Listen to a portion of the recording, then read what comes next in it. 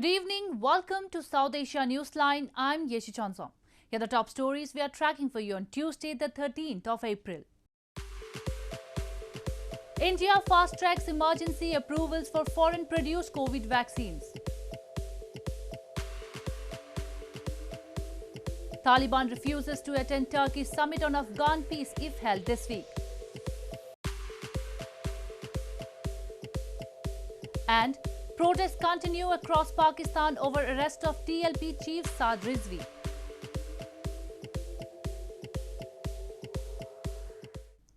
And now for all the details.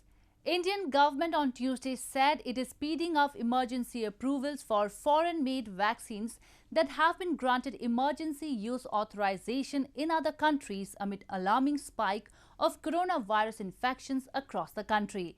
India, now the second most affected nation by COVID-19, on Tuesday recorded a massive surge of 161,736 COVID-19 cases.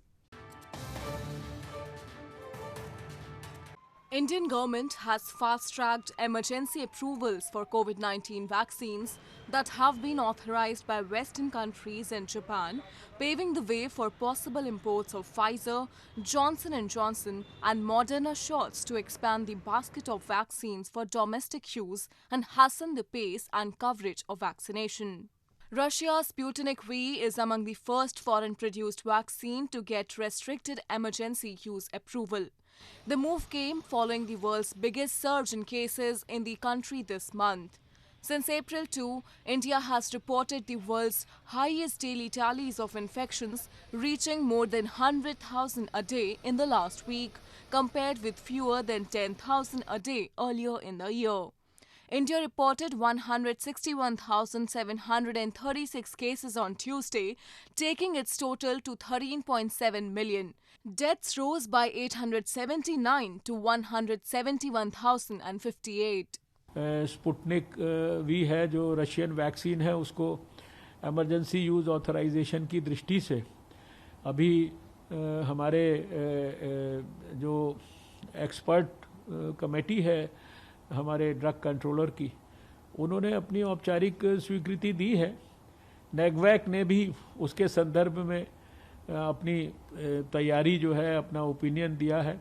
Media reports suggest that of nearly 1 million Hindus who bathed on Monday in the Ganges in the northern Haridwar city during Kumbh Mela religious festival, more than 100 have tested positive for COVID-19.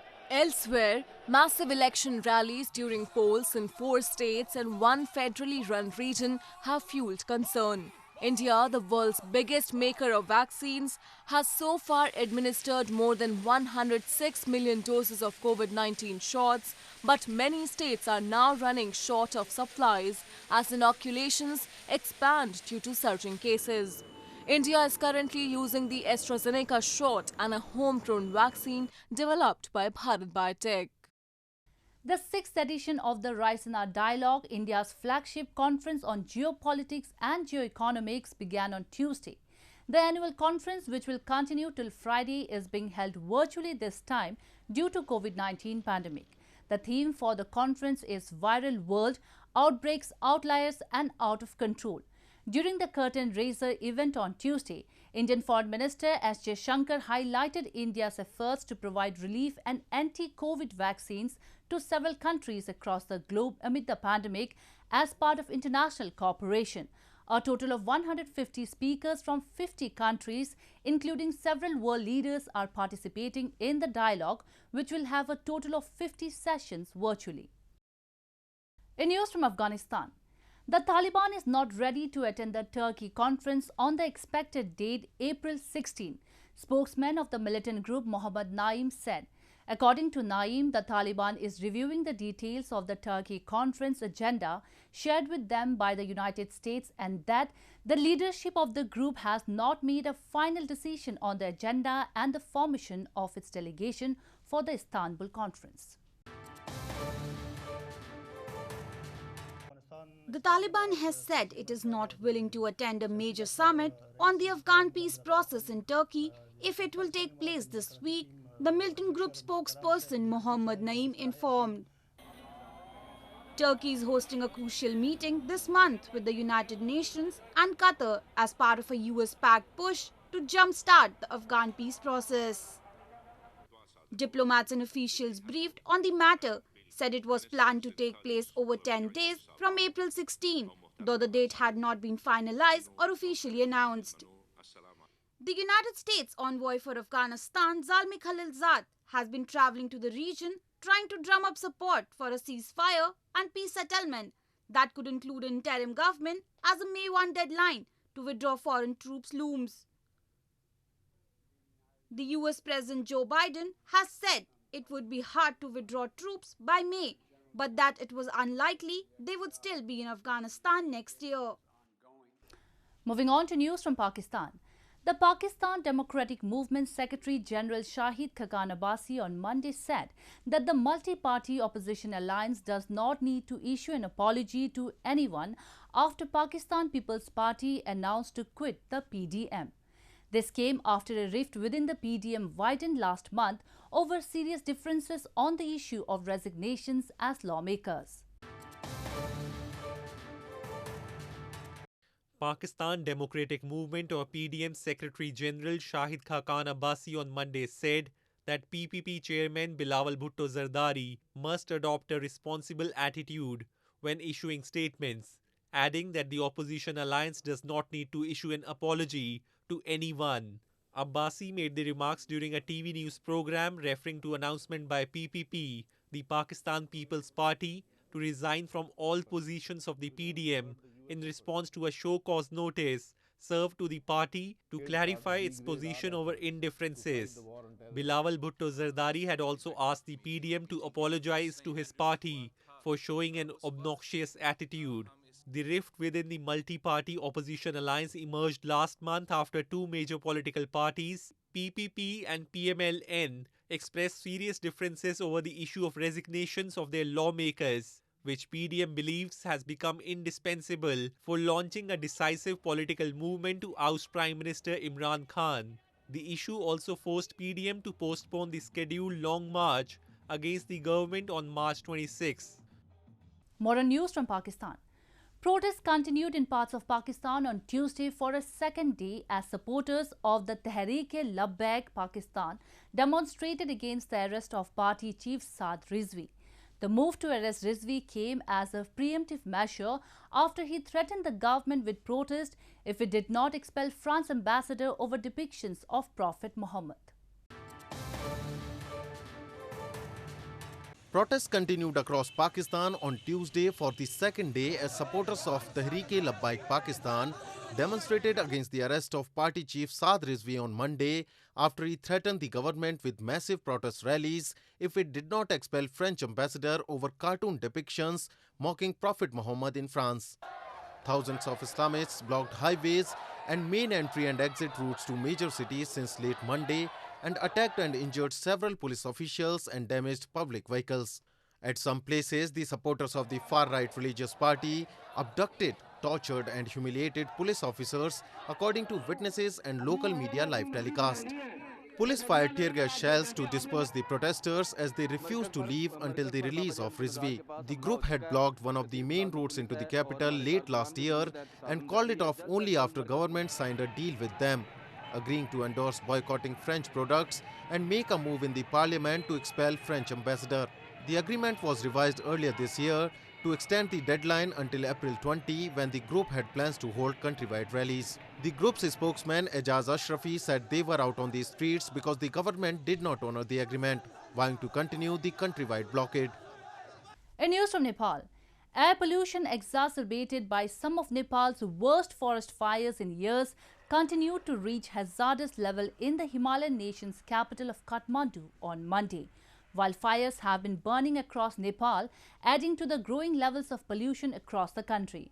5 people have died so far trying to put out the fires that have been raging since January, disaster management officials have said. Dust from construction works, exhaust from old, poorly maintained vehicles and smoke from coal-burning brick kilns blend in a murky haze that hangs over the ancient city of 4 million people also are factors responsible for the rise in air pollution. Nepal ordered schools to close for 4 days at the end of March after air pollution climbed to the hazardous levels, forcing millions of students to stay home. 35-year-old Jia has broken ground by opening a public shop to make clothes for women and transgender women in Pakistan. Other trans people running tailoring businesses have tended to do so out of their homes, wary of ostracism in the country with many conservative Muslims. For Jia, who studied at an all-boys school, opening her shop marks the start of her ambition. With holy fasting month of Ramadan beginning this week, 35-year-old transgender tailor Jia and her colleagues are busy stitching colorful clothes for women and also the transgender community in Pakistan's commercial city of Karachi. Many landlords were reluctant to give a shop to a transgender woman, Jia said. She finally opened a stitch shop with 2 other trans women in March. She was helped by an NGO run by the country's first transgender lawyer Nisha Rao, who provided her with training on customer service and hired her to work in the shop. The Ramadan month and the weeks before it are traditionally a busy period for tailors because people get new clothes for the family to mark the festival of Eid al-Fitr at the end of the month. In Pakistan, tailors are predominantly men and Jia feels she has a niche market. हर जगह mail tailors हैं। ख़वातीन के कपड़े भी mail Taylor ही ज़्यादा सीते हैं। बाज़ ख़वातीन मर्द टेलर के पास जाते हुए ना हिचकिचाती हैं। ये जबकि हमारे साथ वो कंफर्टेबल फील करती हैं और करेंगी। यही वजह है कि मुझे पूरा एतमाद है कि मेरे पास ज़्यादा से ज़्यादा ख़वातीन कस्टमर आएंगी। हमारी जो ट्रांसजेंडर हैं वो तो आएंगे क्योंकि वो तो हमारी कम्युनिटी के हैं। For Jia, who studied at an all-boys school, opening her shop marks the start of her ambition. People in parts of India celebrated cultural and religious festivals on Tuesday with much fanfare despite surge in coronavirus cases.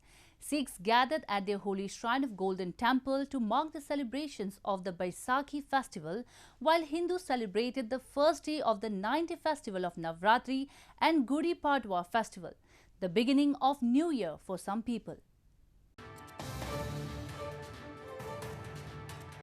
Sikh devotees on Tuesday thronged the holiest shrine of Sikhism, the Golden Temple, in India's northern Amritsar city to take holy dips and offer prayers to mark the celebrations of the Baisakhi festival. Baisakhi commemorates the day when the 10th Sikh Guru or religious leader Guru Gobind Singh founded the Khalsa Panth, an army of warrior Sikhs, in 1699 to fight the Mughals. Baisakhi also marks the onset of the harvesting season for the farmers and is observed as a Thanksgiving Day. ਅੱਜ ਦੇ ਦਿਨ ਗੁਰੂ ਗੋਬਿੰਦ ਸਿੰਘ ਮਹਾਰਾਜ ਨੇ ਪੰਥ ਖਾਲਸੇ ਦੀ ਸਾਜਨਾ ਕੀਤੀ ਸ਼੍ਰੀ ਅਨੰਦਪੁਰ ਸਾਹਿਬ ਕੇਸਗੜ੍ਹ ਸਾਹਿਬ ਦੀ ਧਰਤੀ ਤੇ ਹਾਂਜੀ ਤੋ ਅੱਜ ਸ਼੍ਰੀ ਹਰਮੰਦਰ ਸਾਹਿਬ ਮਹਾਰਾਜ ਅੱਜ ਸੰਗਤਾਂ ਹਾਜ਼ਰੀ ਭਰ ਰਹੀਆਂ Meanwhile, Hindus in parts of the country thronged temples to offer prayers as the 9-day festival of Navratri began on Tuesday. Devotees queued up at temples early in the morning in northern Varanasi city and Katra town, where social distancing went for a toss amid rising COVID-19 cases as they chanted prayers and performed rituals to mark the auspicious day. Delhi से आने के बाद station पे मेरा corona test हुआ था। जम्मू में मेरा कोरोना टेस्ट हुआ था। रिपोर्ट नेगेटिव आई है माता रानी की दया से और यहाँ हम यात्रा में आगे बढ़ रहे हैं। पूरी एसओपी है उसका पूरा पालन श्राइन बोर्ड करा रहा है और जो भी सब भक्त हैं उनको यही मेरा सुझाव रहेगा कि अपने घर से कोरोना टेस्ट करा के आएँ ताकि आप भी सेफ हो हम भी सेफ हो। Devotees in western Panaji city of the country also celebrated the day as Gudi Padwa festival, the beginning of the new year for people of Maharashtra and Goa. They observed prayers to the Gudi, a traditional cloth filled with leaves, sugar crystals and other offerings that are tied to a bamboo pole on this day as they believe it brings prosperity and good luck. Well, that's all we have for you from South Asia this evening. Now our viewers can watch the show on SouthAsiaNewsline.com. You can also visit us on Facebook.com/AsAsiaNewsline and follow us on Twitter @AsAsiaNewsline. That's all in tonight's edition. We will see you same time tomorrow. Good night.